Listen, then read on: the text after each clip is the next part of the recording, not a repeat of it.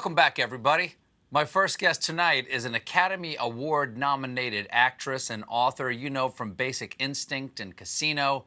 Her new memoir is called The Beauty of Living Twice. Please welcome back to A Late Show, Sharon Stone. Sharon Stone, thanks so much for being here.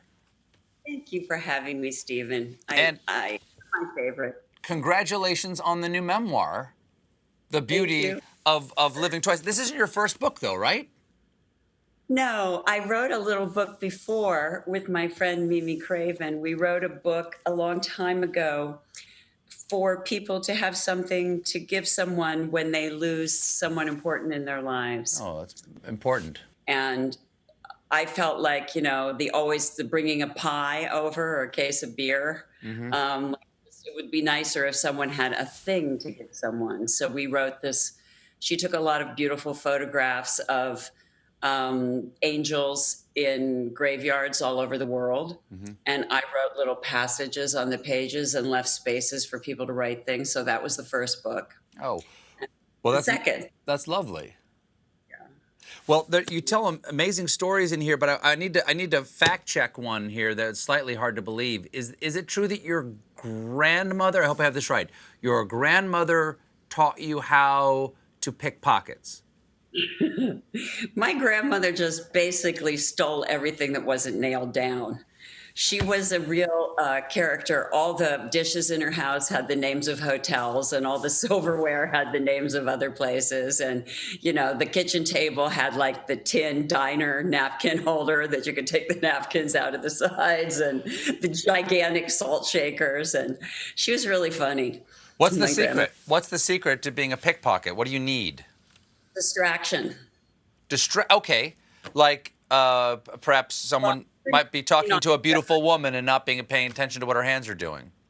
Well, sort of. Like when you steal things off the tabletop, you often lean in and talk so that people don't notice your hand sliding the things off the table onto your lap and then into a bag. What's the best thing you ever stole? Did you ever use this superpower, Sharon Stone? Well, I did, because no one would believe me when I was telling them this story. So I was in Prague with my friend Mimi, and I think it was her dad. And I was telling the story, and they were like, no, that's not true. So I put the entire tea service in my friend's purse while I was telling the story. And when we got up to the room, she had the creamer and the sugar and the teapot and everything in her bag. And I heard her, because we had a 2-room suite, and I heard her open her bag and go, ah, like that she had all the hotel's stuff in her purse. Now you're a practicing Buddhist, I understand, yes. But you're a Pope fangirl at the same time. Are you a Pope fan or a Francis fan? Well, I am a fan of people who stand in for spirit, really.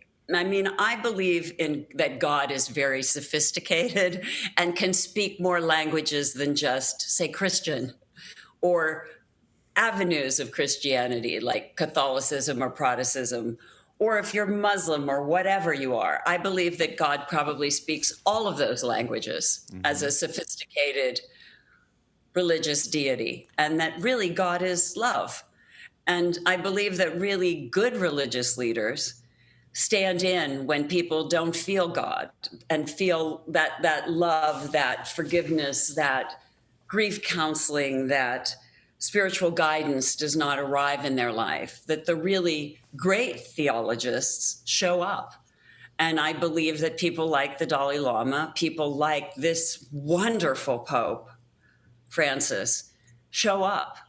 And he's a Jesuit, which I think is a fine sort of religious teaching, much like the Franciscans, who I really admire, because they work with people. And I think that people who are less pious and removed and authoritarian aren't as good as the people who actually work with the people and acknowledge life as it is today are the better religious leaders. Being a real deal movie star, you've gotten some people who've advised you over the years. You've worked with amazing people. Steven Soderbergh calls you, I believe, Sharon Stone.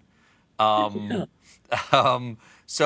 Sharon Stone, who has given you the best advice? In my acting career or Sure. overall? Dealer's choice. I believe in my acting career, I would have to say both Paul Verhoeven and probably Marty Scorsese have given me the best advice. Because Paul Verhoeven told me that my talent was like an angel that would fly through me and that I needed to get out of its way. And I think that was very good advice. Wow. And Marty Scorsese very much would also, they were willing to tell me about their own lives.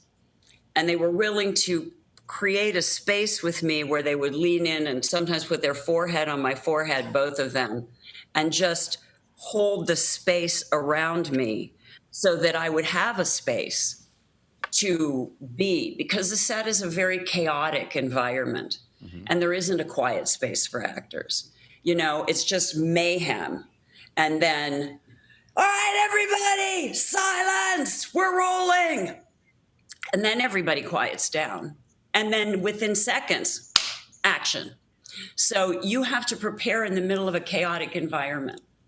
So a director who will literally put their mind to your mind and look at you and talk to you and really get in there with you, those are the most helpful to me. The people who are understand that, you know, the lighting crew, they're bringing the lights, and the sound man, they're dragging cables, and the carpenters, they're working and building. But you're bringing emotion. You're bringing this thing out of yourself. And a lot of people, honestly, they don't really get what that takes, or that you have to have a small protected space to do that. Many people are trying to get so much else from you while you're doing that you almost feel like you're going to snap, you know, and you're criticized if you do snap. So someone who will protect you while you're working is a very big deal. Are there any instances where you talk about, you know, snapping in here? Probably. Do you have a particular snap that you want to atone for, or a snap that you felt, no, that was entirely justified? I would not say so much for myself, but I can certainly say that I see with such, you know, brilliant actors like maybe Christian Bale, who completely transforms himself into someone else, whether he's playing George Bush or whether he's playing an anorexic or whether he's playing an OCD, you know, stockbroker. He becomes a different person, and people, you know, want to get up in his business while he's trying to completely transform into another person. And then he's like, get away from me, you know. And then they want to criticize him for not being available to them. Mm-hmm. I find that a little bit, you know, maybe they should just, you know, grow up. Sound advice.